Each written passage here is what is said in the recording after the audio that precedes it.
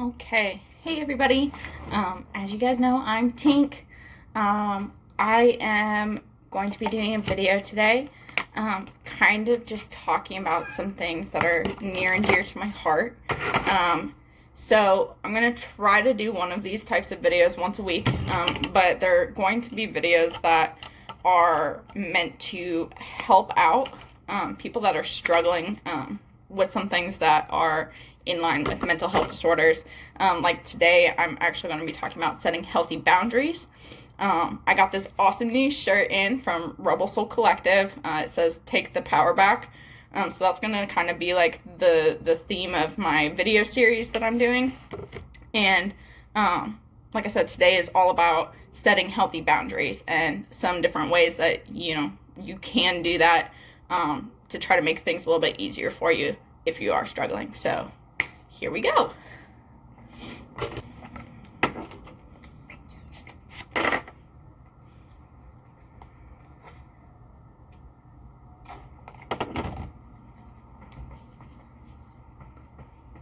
Okay, so I am by no means a licensed healthcare professional. I have been in therapy. I have been to treatment before. But once again, that gives me absolutely zero right to tell anybody how to live their lives. I can just provide a little bit of education. I am going to be talking about setting better boundaries and how to preserve those boundaries a little bit. And I got this information from an article that's written by psychologist and coach Dr. Dana Giunta. So in Dr. Giunta's studies, she came up with a list called 10 ways to build and preserve better boundaries. So some of the ways that you can do that, we're going to talk about a little bit more in depth, because I feel like they're things that a lot of people don't really realize, or a lot of people understand, they just don't know how to actually do them. So we're going to be talking about that a little bit. So just let me beat my face real quick.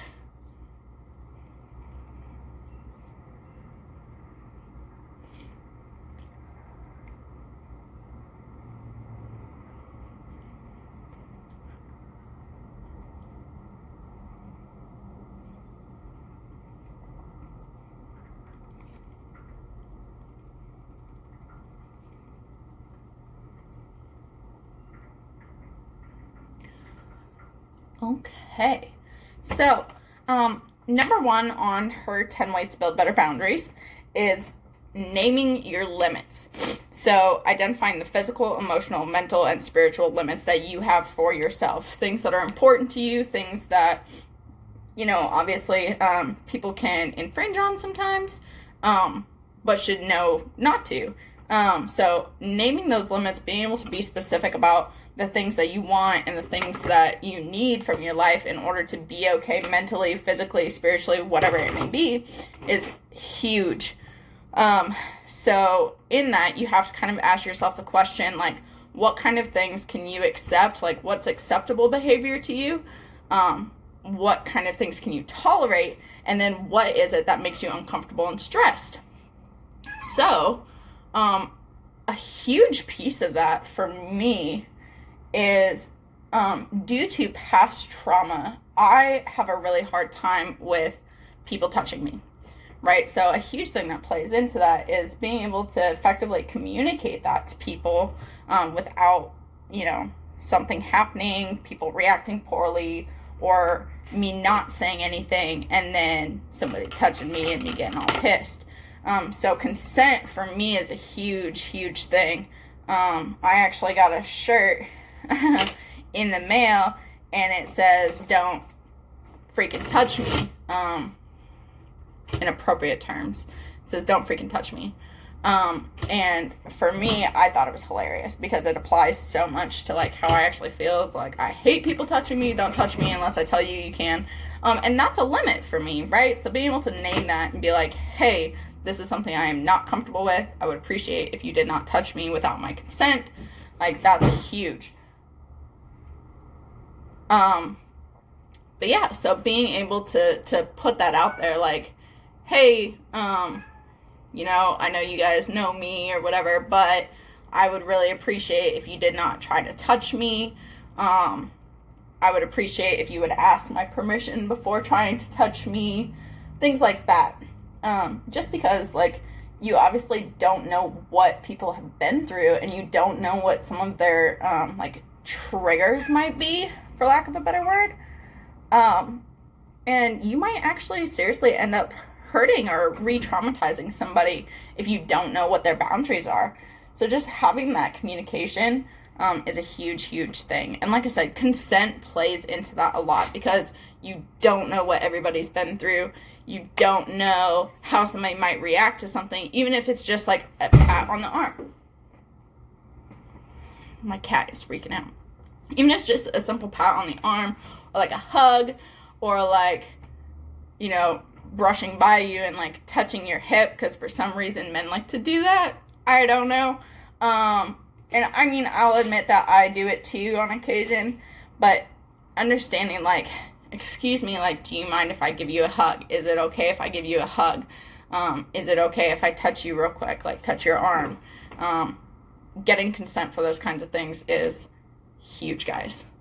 Huge. And not even just in like a sexual way. Like, obviously you need to be able to receive consent for intimacy of any form, but even just a polite, like, friendly way, it will make a huge difference to somebody, and they'll probably respect you a little bit more if you do have that respect for them.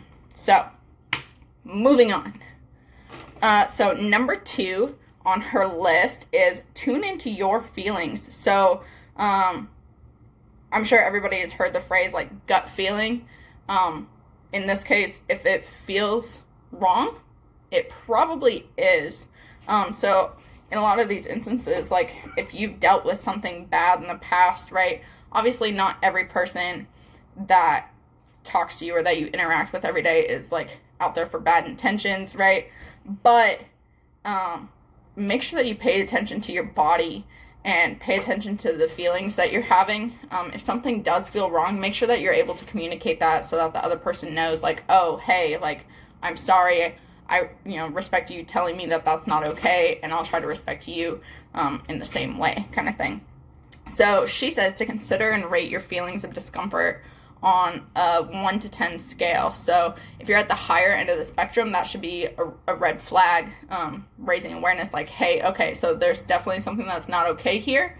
And being able to kind of play through in your head, okay, so why do I feel this way? What is causing the discomfort, and what about this person or this situation bothers you? Because once you understand those things and you can kind of think through it a little bit, it's going to help you be able to communicate that better with that person or in that situation. So, number 3 on Dr. Gianta's list is be direct. So, everybody has those people in their lives where it's like, you don't really have to be direct. They just kind of like read your thoughts and know what you're thinking or like feeling just by looking at you. Like my best friend, Stevie, she can look at me and just be like, what's wrong? I know something's wrong. What's wrong? And same thing with my friend Michelle, my business partner. We spent a lot of time together, like in each other's like worst moments. So she can definitely tell, like, hey, when something's wrong, and knows how to kind of like react to like help me get out of that space. But there's going to be people in your life that don't know you like that, and you don't know them like that, and you might not necessarily be comfortable with them knowing you like that. So being able to be direct and effectively communicate your feelings and your limits and your boundaries to those people is huge. And I mean, you can be direct without being aggressive, like, obviously, like, if somebody touches you, you don't have to, like, freak out and be like, oh my god, I can't believe you touched me. But you can be like, hey, excuse me, you just accidentally touched me, like, I just need you to understand, like, I'm not okay with that. Just being able to word that, to phrase that, to express that in a direct manner so that people are like, oh, they know off the bat, like, oh, okay, this wasn't okay. I'm not going to do that again. Number 4. Oh, goodness. I need to, focus. Okay.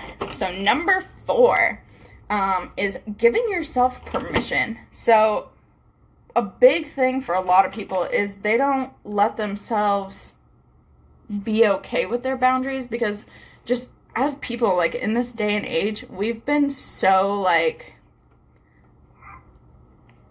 don't want to say, brainwashed, but we've been so,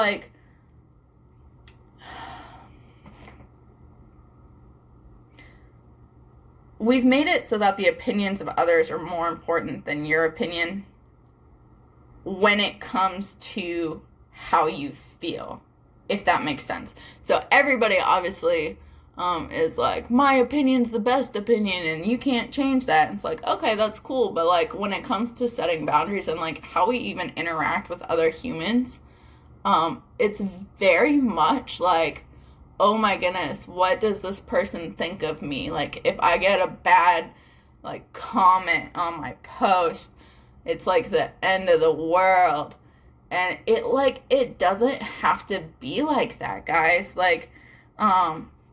You have to be able to be okay with hey, I don't like this. That might make somebody mad, but that's okay because this is me taking care of myself. You have to be able to get to that point. And I know that it's easier said than done. I got picked on a lot growing up. I was very much oh my God, I need everybody to love me or to at least like me and tolerate me. And it just doesn't have to be like that. It doesn't. It's not healthy. And you have to be able to give yourself permission to be okay, this is not okay to me. And I need you to respect that if you're going to be part of my life. And if not, then go F yourself. But yeah, so you have to be able to give yourself that permission, be okay, it's okay to not feel okay about this. It's okay to set this boundary. And I don't need to worry about what they're going to think of me or what they're going, how their reaction is going to be, because that's not in my control. That's out of my control. That's a them problem, not a me problem. And they're just going to have to deal with that because this is how I feel. This is what's going to be healthy for me. And the situation that we're in right now is not healthy for me. So you have to be able to give yourself the permission to be okay, not being okay, and expressing that, even though it might make other people mad. Like I said, guys, way easier said than done. I fully understand, but it's something that you can practice. It's something that you can do, and it's something that you can work on. So, moving on, kind of falling into that as well is practicing self-awareness. So, by practicing self-awareness, you are, being able to, understand what's going on with you and your body and your feelings. So, kind of tying into, the give yourself permission and number 2, the tune into your feelings, right? Kind of being aware of yourself and where you stand. And, if you slip up, being able to be okay, so what happened? What changed? What can I do better that's going to make this situation right? So being able to understand those things and actually legitimately think about those things is going to be huge, and being able to maintain those boundaries, because it's okay to slip up sometimes. It really is, as long as you know this is what I have to do to get back to that. So number 6, and I'm sorry this is taking so long, goodness, sorry.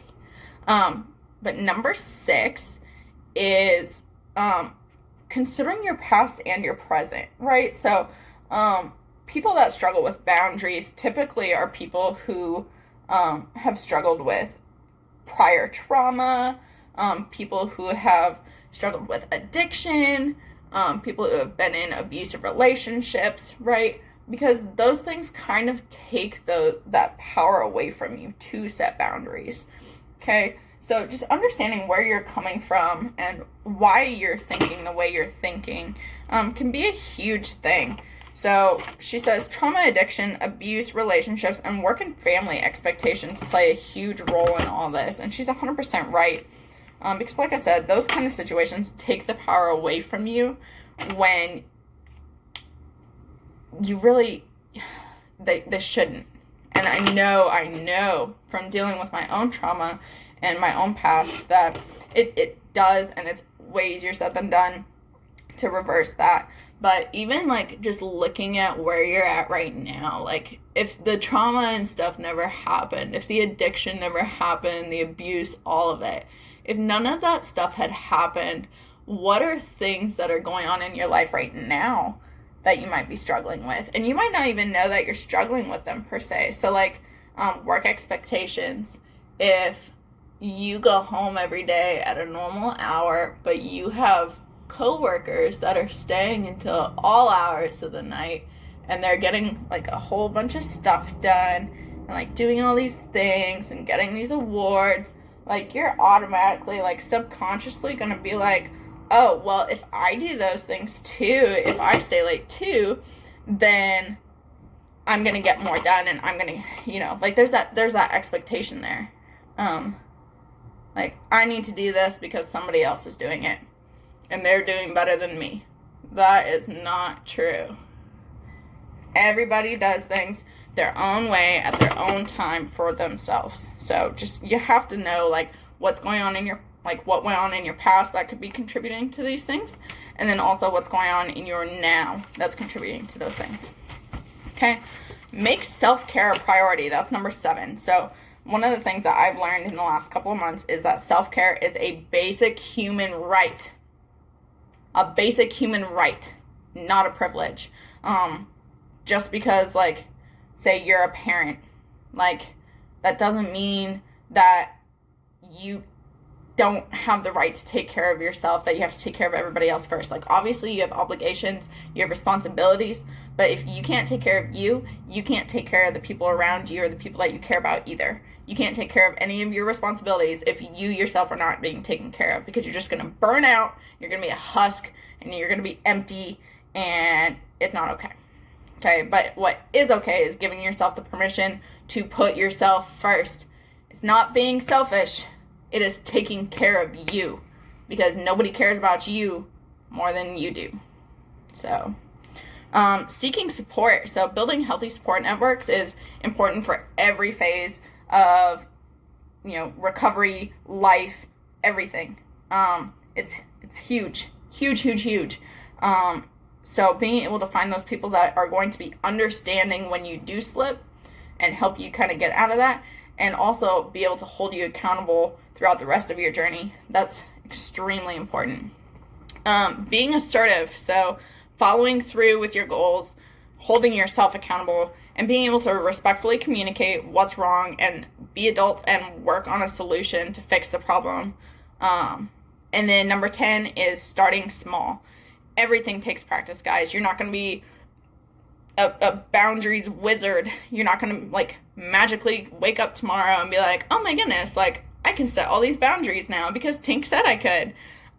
It's not how that works. It takes practice. You have to start small. You have to work on the little things first, because if you try to like go and change like the most challenging thing in your life, like right now, it's probably not going to work. You're going to slip. You're not going to be able to do it, or there's going to be like huge like blowback from it, because you're not ready for that kind of thing yet. So being able to start small, look at the little things, take the small situations that are like inconvenient and irritating, and being able to address those first. And then once you can effectively communicate in those situations, being able to move forward to more challenging things.